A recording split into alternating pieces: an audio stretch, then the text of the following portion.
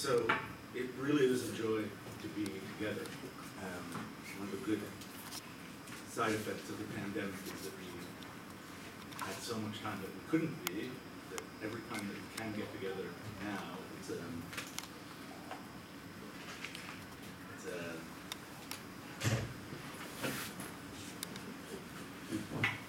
particularly appreciated. And this conference in particular,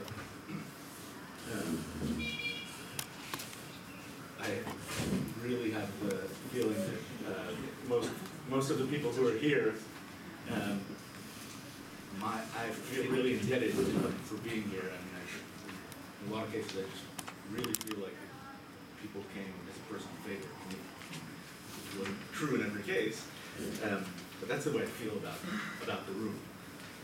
So really, thanks for coming. And I am glad that we're starting a little.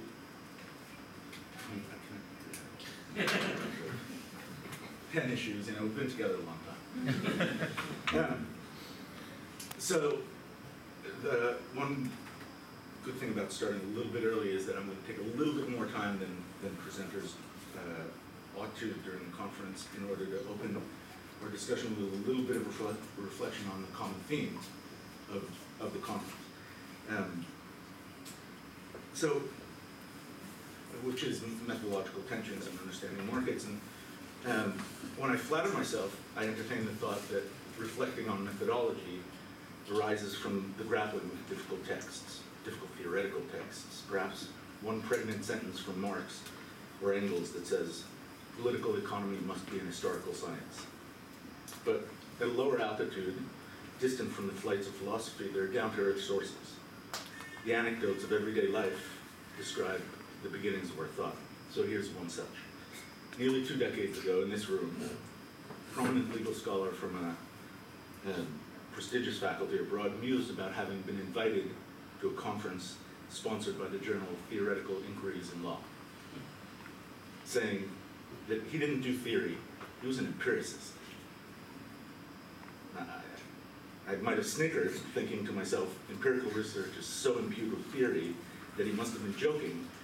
But I looked up, and then seeing the dead serious look on his face, I settled into a kind of unease, a malaise, really, a discomfort that one might have at being shown a film in a foreign language with no subtitles. One might pick out a recognizable word here or there, follow part of the action through the images, the music, facial expressions, but losing all the dialogue, one's left in frustrated darkness. How easy it is for us to talk past one another. How miraculous that communication sometimes succeeds, that a letter actually reaches its destination. But to the point, methodologically, 2 styles of inquiry seem to be in tension. On the one hand, conceptual analysis, and on the other, historical or comparative study. Intention is the optimistic version. One step further would be to imagine that historical or comparative work and analytical work diverge so much that they have nothing to say to each other, at least directly.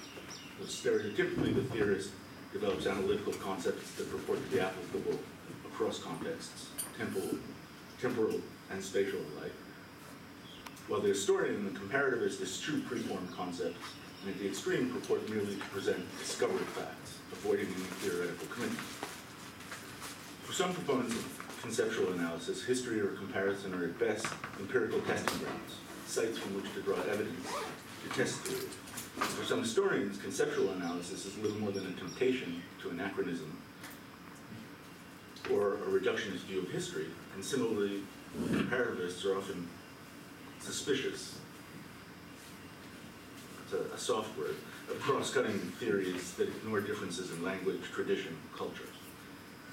We can all imagine the matched caricatures, one the historian claiming that she begins at the archive with no theory at all, letting the sources speak for themselves. And the other, the conceptual analyst who barks in frustration at the counterexample with the quip, "Don't confuse me with facts." In practice, of course, the relationship between theory or concepts and historical or comparative understanding is complex. It reminds me of a joke, right? What's the difference between theory and practice? In theory, there isn't any. No account of historical facts or comparison can get off the ground without a host of conceptual assumptions, as such assumptions define the categories of relevance and even assist in the very definition of the objects to be examined, even though some of those objects are the subject. Similarly, conceptual analysis of social institutions cannot completely disengage from some basic assumptions regarding the development of institutions or their components, but it does seem that scholars typically gravitate toward one pole of the spectrum that ranges from analytics to context.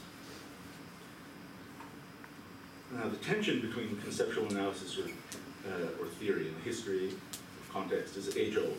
Today, that tension seems of particular interest in thinking about markets and market societies.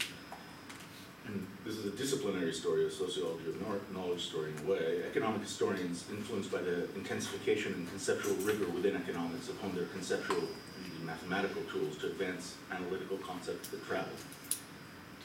And they've suggested, for example, that the agency problem and puzzles of collective action problems, like free riding, can illuminate the development of market institutions across time and space. Meanwhile, historians outside of economic history, like comparativists, have concentrated on contingent particularities, seeming to suggest that general conceptual laws might be of little use in understanding the change over time.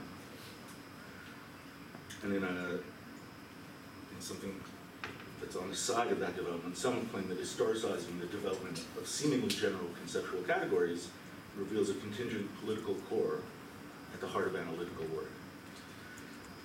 So that's where I'll try to jump in with my intervention here. I want to put my paper in that context. So the basic claim of the paper is that conceptual analysis and contextual inquiry actually need one another, that they ignore each other at their mutual peril. The idea isn't simply that a conceptual model that doesn't account for history isn't a good description of reality. That wasn't the point of having a model. Or that the distance between the model and reality sounds a cautionary note for the use of the model as a basis for prediction or policy, though that's true.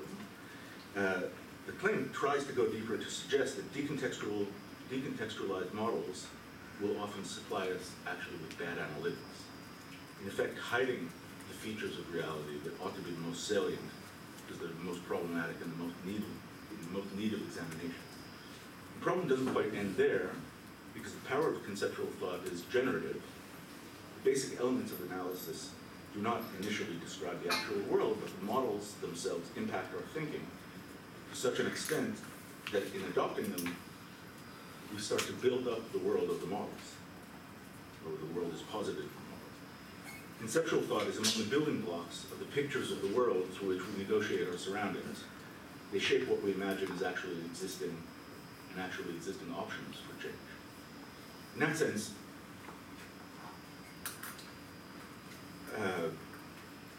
they help to constitute the human subject that ostensibly grounds those models in the first place. The claim also goes the other way around. When historians eschew conceptual analysis, they often take for granted precisely those abstract constructs posited by models in order to make sense of change over time.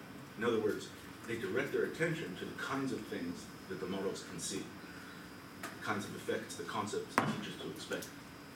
Now, the way I tried to show this effect in the paper was to look closely at a single example, at the abstracting conceptual analysis of the role of money in the markets, and to point to the limitations of that analysis when compared with a contextualizing historical inquiry that yields not just a richer description, but a better analytic. And in particular, the claim was that conceptual reduction abstracts away from two crucial features of modern money. First, the role of collective valuation, power, or politics, through the state's role in money creation and management. And second, the way that money turns individuals into calculating subjects, that is, has a constitutive role in generating those entities that could even consider maximizing wealth to be an orienting value. Now, importantly, although upon rereading, I think probably implicit in the paper, the analysis could have been written exactly the other way around. That is, the example could have been written the other way around. I could have started with a history of money, say Willard Hurst's Legal History of Money, 1973, and shown how it misses the most important questions because it unreflectively imposes an historical analytic and ahistorical analytic. So Hurst prefaces his book by saying, a legal historian should not attempt independent judgments that call for expertness in other than legal matters. His task is to borrow the opinions of qualified specialists outside the law in order to provide a meaningful context in which to appraise what the law has done or failed to do. And the result of leaving aside any attempt to theorize what is actually happening, the result is to produce a sterile history that supplies color without challenging any accepted wisdom, and utterly fails to account for the meaningfulness of historical struggles over the shape of money. Yet another way of writing the same paper would have been to pile up a few examples. The next in line certainly would have been labor and incorporation, and to show that the same kind of dynamics are at work. None of these are random examples. They're all key features of capitalism. And in each of them, dominant analytics begin with an assumption of consenting individuals, eliding the way that our social arrangements create those individuals, and that seeing their interaction as freely consenting misses the way that the frame for that consent is constantly molded by collective imposition. So, assuming their free consent is part of granting capitalism the legitimate facade, it becomes a mode of apology. It hides collective valuation. It also hides the asymmetry among agents geared towards satisfying wants. Those are people who actually consume in order to live. And agents who are truly interested only in maximizing abstract value. What we do in all these cases is blur the obvious distinction between rationalization and justification. And that's where I'll try to finish up. But I imagine that it sounds a little bit odd for someone to say that a distinction is obvious and yet could be blurred. So indulge me in the last anecdote in order to explain. As a youth, unbelievably, very, very long ago, I read John Steinbeck's Tortilla Flat, a story in which the characters constantly give in to temptation and constantly rationalize about it. So one of my favorite examples is two friends are waiting for a third friend at his house, and somebody delivers a jug of wine, a gallon jug of wine to the house that belongs, obviously, to the third friend whose house it is. The two friends see the jug, they take a first drink saying, well, Danny is generous, he would certainly offer us a drink. By the time they're halfway through the jug, they say, Danny's intemperate, he's not good at holding his liquor, he drinks too much, and then he gets angry at himself. We're doing him a favor by drinking his wine, and making sure that he won't have too much to drink. By the end of the bottle, they're convinced that he actually owed them. And you get the picture.